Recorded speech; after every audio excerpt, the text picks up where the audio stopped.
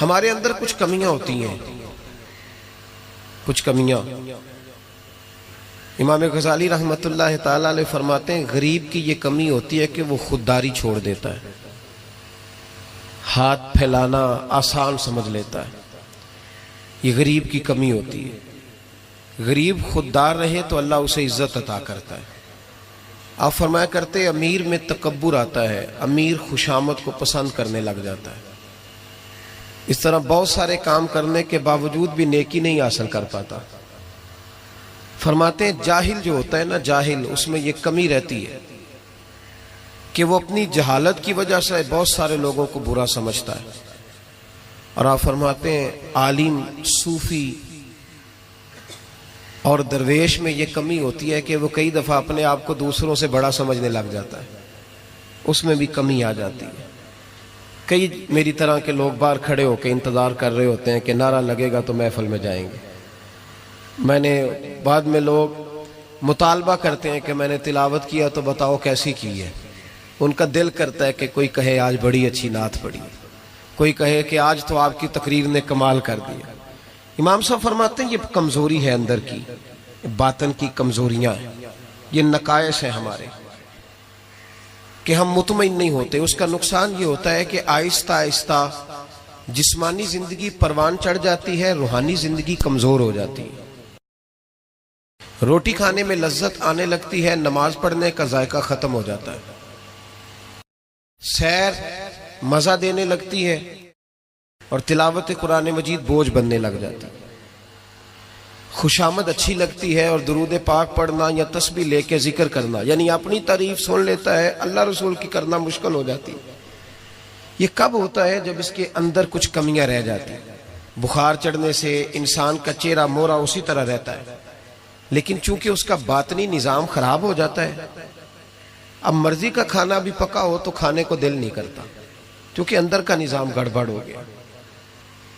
اگر تو اپنی اس کمزوری کو دور کرنے میں کامیاب ہو گیا تو پھر تو کامیاب ہے، اور اگر تو اس کمزوری میں الجھ گیا تو پھر تو پہلے سے بھی زیادہ تباہ ہو۔ لَقَدْ خَلَقْنَا الْإِنسَانَ فِي أَحْسَنِ تَقْوِيمٍ ہے یہ سب سے پیارا، لیکن ثُمَّ رَدَدْنَاهُ أَسْفَلَ سَافِلِينَ کئی دفعہ گر جاتا ہے سب سے نچلے طبقے۔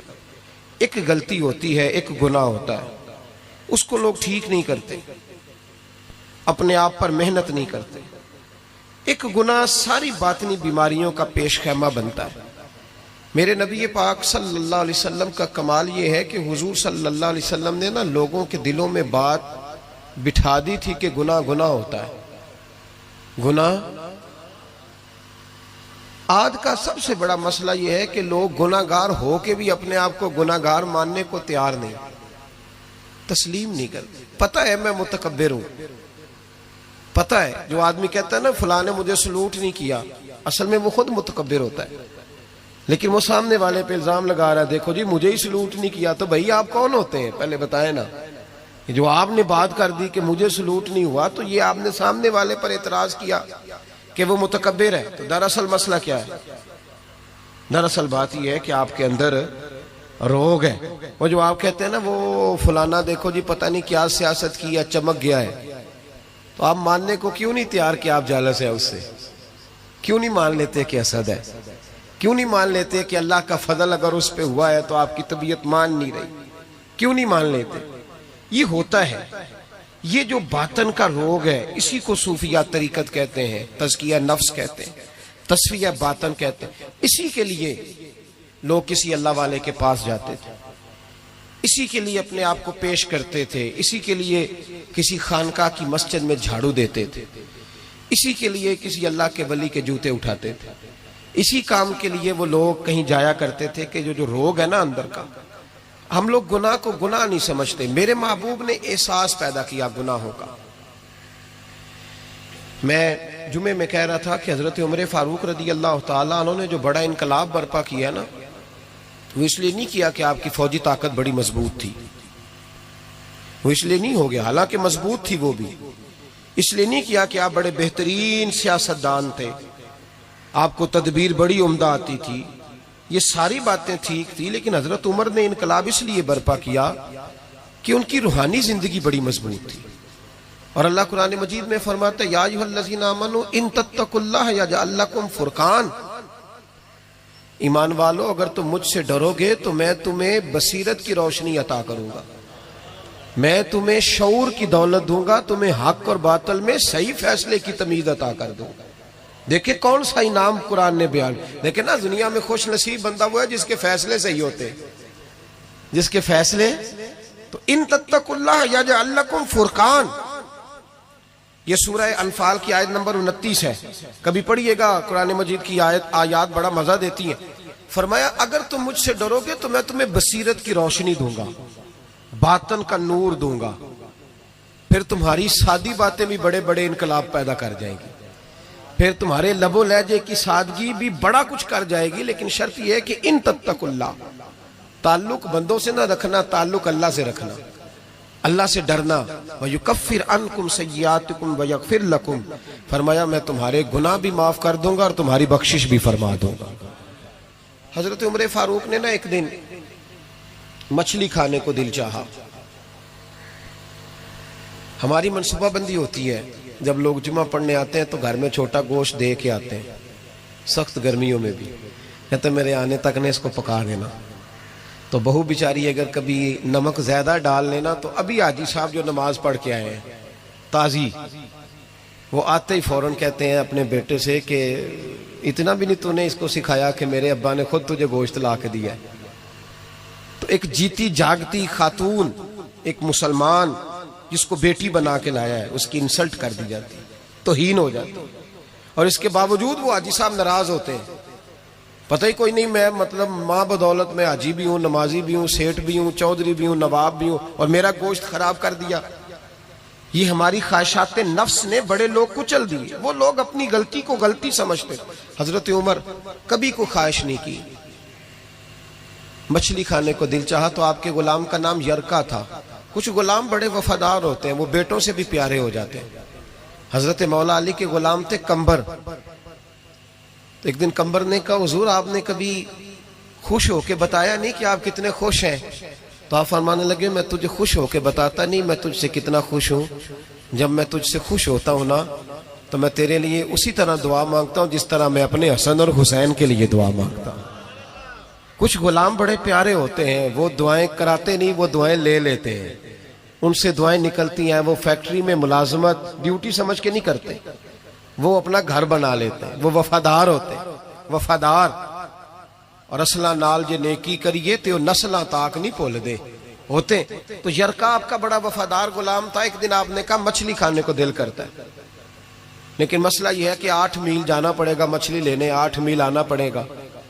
رہنے دو، کھاتے ہی نہیں، چھوڑو اپنے لیے اب چھوٹی سی خواہش کے لیے اتنی مشقت کرنا. حالانکہ لوگ لاہور سے گجرانوالے روٹی کھانے چلے جاتے ہیں آج بھی، اور گجرانوالہ والے بھی کئی لاہور آ جاتے ہیں. صبح نہاری سنا اچھی ملتی ہے. ویسے کہا جائے کسی کو کہ گھر سے اٹھ کے مسجد میں محفل ہے تو کہتے ہیں بس گھٹنے نہیں کام کرتے، کمر میں تھوڑی تکلیف ہے، رات میں دیر سے آیا تھا. حضرت عمر نے کہا 8 میل جانا 8 میل آنا میری مچھلی کے لیے چھوڑو. وہ غلام کہتے ہیں میں سالوں سے آپ کا خادم تھا، کبھی آپ نے کوئی خواہش کی نہیں تھی، پر آج جب کی نہ خواہش تو میں نے کہا کہ خواہش کر لی ہے اور کی بھی پہلی دفعہ ہے تو میں پوری نہ کروں. کہتے ہیں جناب عمر نماز پڑھنے گئے تو مجھے پتا تھا کہ کچھ مہمان آئے ہیں، عصر ان کی ہو جائے گی. کہتے ہیں میں نے حضرت عمر کے پیچھے نماز پڑھی، ظہر کی 2 رکعتیں سنت پڑھ کے تو میں گھوڑے پہ بیٹھا. عربی نسل کا گھوڑا بندھا ہوا تھا، دوڑا کے گھوڑا میں پہنچ گیا. عربی نسل کے گھوڑے کو 8 میل کیا کہتے ہیں؟ کہتے ہیں ایک ٹوکرا مچھلی کا خریدا، کئی کلو مچھلی خرید کے تو میں حضرت عمر کی عصر کی نماز ہونے سے پہلے پہلے واپس بھی آ گیا. کہتے ہیں گھوڑے کو میں نے ٹھنڈی چھاؤں میں باندھا تاکہ اس کو پسینہ آیا تو خشک ہو جائے، جناب عمر کہیں دیکھ نہ لے. کہتے ہیں وہ اس کو پسینہ خشک ہو گیا. جب میں اس کے قریب گیا تو گرد و غبار، وہ پسینہ خشک ہوا تو جو مٹی کیچڑ تھا وہ خشک ہو گیا. تو میں نے کہا حضرت عمر تو پھر دیکھ لیں گے. کہتے ہیں میں فٹافٹ گھوڑے کو کنویں پہ لے گیا، میں نے اسے غسل کرایا اچھی طرح. جب گھوڑے کو غسل کرایا پھر لا کے چھاؤں میں باندھا. ہماری خواہشیں ہوتی ہیں تو کیا حال ہوتا ہے، لیکن یہ خواہش پوری کر کے ڈر رہے ہیں. ضمیر زندہ ہے نا، اندر کے روگ ختم ہو چکے. فرماتے ہیں کہ جب عصر کی نماز پڑھ کے حضرت عمر آئے، میں نے بھی نماز ان کے پیچھے پڑھی، گھر آئے تو میں نے کہا حضور اللہ نے آپ کی خواہش پوری کر دی ہے، مچھلی کا بندوبست ہو گیا ہے، بس تھوڑی دیر میں پکا کے پیش کرتا ہوں۔ کہتے میں نے یہ لفظ کہے تو جناب عمر اٹھے اور گھوڑے کے پاس چلے گئے، گھوڑے کی پشت پہ ہاتھ پھیرا، اس کی ٹانگوں پہ ہاتھ پھیرا، پھر حضرت عمر گھوڑے کے کانوں کے پاس گئے تو اس کا ایک کان اوپر اٹھایا تو کہنے لگے یرکا ادھر آ یار۔ تو میں قریب آیا تو کہنے لگے تو نے سارا گھوڑا دھو ڈالا ہے پر کانوں کے پیچھے سے پسینہ خشک کرنا تجھے یاد ہی نہیں رہا، وہ کانوں کے پیچھے تو جہاں نہیں تو نے پانی ڈالا، تو بھول گیا تھا۔ اور پھر حضرت عمر گھٹنوں کے بل زمین پہ بیٹھ گئے، کہنے لگے او یار یرکا ادھر آ، تیری وفا میں شک کوئی نہیں پر میں کوئی زیادہ نیک آدمی نہیں ہوں، میں کوئی زیادہ پرہیزگار نہیں ہوں، میں تو دعائیں مانگتا ہوں میری نیکیاں بدیاں برابر کر کے اللہ مجھے معاف کر دے، میں نے کوئی زیادہ تقوی نہیں اختیار۔ یار ایک بات بتا، اگر یہ گھوڑا قیامت کے دن اللہ کی بارگاہ میں کہے